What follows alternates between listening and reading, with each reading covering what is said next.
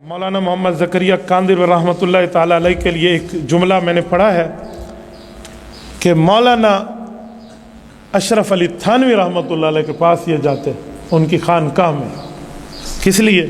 ज़िक्र में शिरकत के लिए नहीं, उनकी मजलिस में बैठने के लिए जी नहीं, ये जाते कि इनके उस्ताद मौलाना खलील अहमद सहारनपुरी रहमतुल्लाह ने जो हदीस पाक 14 साल में उसकी शरह लिखी, बज़्रुल मजहूद सुनन नबी दाऊद की शरह, वो छप रही होती, वो ये जो पेपर होता था आम जिसको हम रफ अमल कहते हैं, जो ऐसे मुसव्वदा लिखा होता, उसको मुबय्यज़ा साफ बनाने के लिए कागज़ प्रेस जाता, फिर ये चेक करते, प्रूफ रीड करते, फिर इस मशगूलियत की वजह से हज़रत थानवी की मजलिस में न बैठ सकते।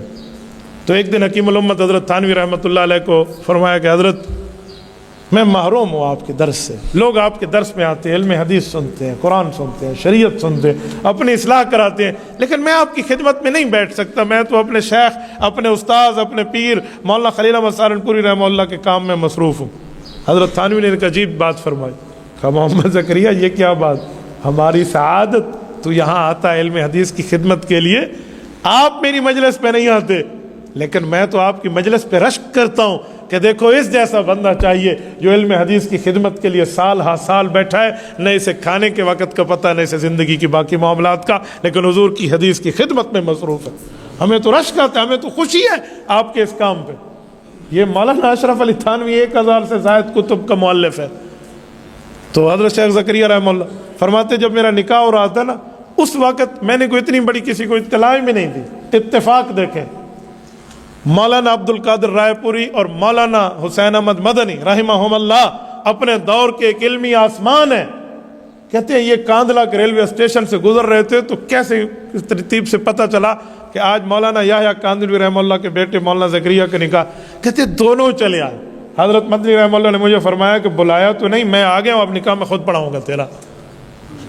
जिसने 18 साल रोज़ अक़दस के साए में बैठ के पैगम्बर करीम की हदीस को पढ़ाया हो वो हज़रत मदनी।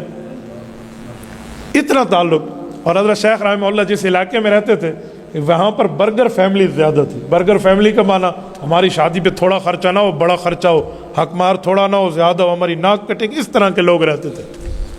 हकमार ज़्यादा रखते और बड़ी तरतीब उनकी कुछ और होती। तो निकाह की तकरीब के मामले थे, कुछ 5-6 निकाह मोहल्ले के इकट्ठे पढ़ाने थे। तो मौलाना हुसैन अहमद मदनी रहमतुल्लाह को बुला लिया। हज़रत मदनी रहमतुल्लाह की 1-2 शर्तें होती थी। हज़रत मदनी अंग्रेज़ की मुखालफत में 2 शर्त रखा करते थे कि हकमार इस तरह डॉलरों में इतना ज़्यादा मैं नहीं रखने दूंगा, ये उस ज़माने की जो तरतीब थी।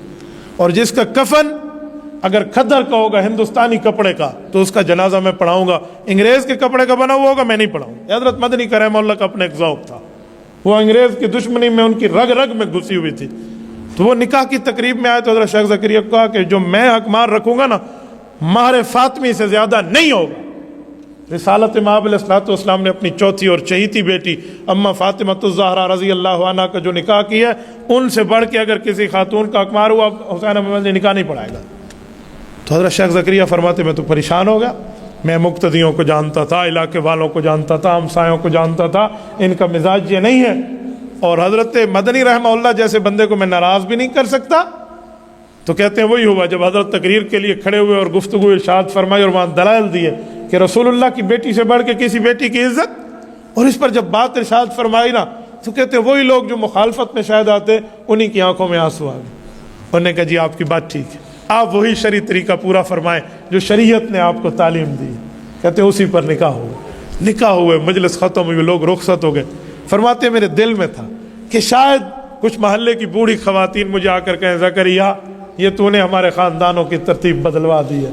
शायद वो ऐसे आएँ और मुझे ये बात कर दें जो मेरी अम्मा की और मेरी दादी की उस वक़्त की ख़वातीन है, जो कभी दम के लिए कभी वैसे हमारे घरों, ये कहते मेरे जहन में था। लेकिन हुआ इसके उलट। क्या हुआ? कहते हैं मुझे उन बूढ़ी औरतों के पैगामात आना शुरू हो गए। कुछ ख़वातीन के जो आ नहीं सकती थी, रसायल उनके खतूत आना शुरू हो गए और उसमें लिखा हुआ था कि मोहम्मद ज़करिया अल्लाह तुझे जज़ाए खैर दे। किस सैयद सादात हुसैन अहमद मदनी रहमतुल्लाह उस शख्स को बुलाया था, उसके एक बयान की खातिर अल्लाह ने ये पाँव में ख़त्म करा दिया जो लोगों में अजीब किस्म का रिवाज था ہماری بیٹیاں بیٹھی رہتی تھیں، ہم ان کے جہیزوں کے چکر میں، یہ بچے بیٹھے رہتے تھے ان کے حق مہر کے اتنے پیسے جمع کرنے میں، ان کی کالے بالوں میں سفید چاندی آ جاتی اور نکاح نہ ہو سکتے، ہمیں قرضے اٹھانے پڑتے، ہم مشکلات میں ہوتے، ناک رکھنے کے لیے لوگوں کے سامنے ہم یہ کام کرتے، لیکن شکر ہے کہ اس رسم کو ختم کیا اور سنت کو زندہ کیا۔ مولانا محمد زکریا کاندھلوی رحمہ اللہ یوں علم حدیث کی خدمت میں رہے، پہلا حج کیا اپنے شیخ مکرم مولانا خلیل احمد سہارنپوری رحمہ اللہ کے ساتھ، اور مولانا خلیل احمد سہارنپوری رحمہ اللہ وہ شخص ہے، آپ حیران ہوں گے، اتنا بڑا اللہ کا ولی، حیران ہو جائے بندہ، تذکرۃ الخلیل میں موجود ہے۔ ایک مرتبہ مولانا سنت پہ اور بدعت کے خلاف تقریر فرما رہے تھے، اور یہ بمبئی کے شہر میں ان دنوں کی آخری تقریر تھی، کیونکہ ان کا جہاز تیار تھا، ان نے جدہ حج پہ جانا تھا، اور اس زمانے کا جہاز باہری جہاز ہوتا تھا، باخرہ، یہ دریا والا، پانی والا، یہ جہاز ہوتے، اور وہ آخری جہاز تھا حج کے لیے، اور نہیں جانا تھا۔ کچھ بدتی لوگ جو سنت کے مخالف تھے، ان نے سوچ رکھا تھا کہ جب آخری بیان اس شخص کا ہونا ہے اس دن ہم نے مناظرے کا چیلنج کر دینا کہ آؤ ہم سے بات کرو، تو مناظرہ چھوڑ کے جائے گا حج پہ، ظاہری بات ہے آخری ہے، پھر دوسرا تو اس کے پاس جہاز کا آپشن ہی نہیں ہے، تو ہم پیچھے شور مچا دیں گے بھئی